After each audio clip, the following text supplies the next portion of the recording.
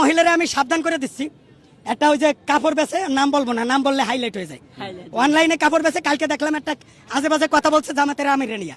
আমি কিন্তু জামাতের জীবনেও আমার কোনো নাম নাই, কিন্তু তারে কোন এলাকার ওই যে পদ্মার ওই একটা এলাকা আছে না, নাম আছে দৌলতদিয়া, সেই এলাকার মহিলার মতো সে অনর্গল কথা বলছে।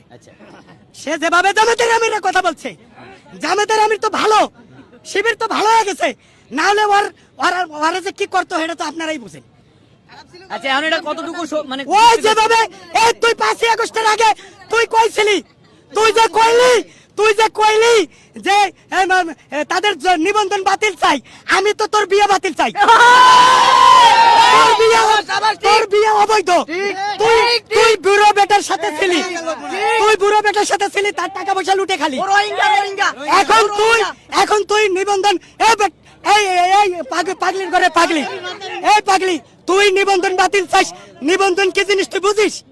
একে আনতার, একে নিবন্ধন, এটা জামাতের নিবন্ধন, এটা হাসিনা বাতিল করতে নাই। আর তুই কুড়ার ডিম করতে গাইছিস, তুই ভালো হয়ে যাস, নয়তো কিন্তু তোরা ভাইরাল সিদ্দিক হিরো আলমরে দিলাম, আমি কইছি হিরো আলমের এফডিসি দরকার নাই, তোর নাম যেদিন নিব সেদিনও তুই ফসে যাবি, তোর নাম আজকে নিলাম না।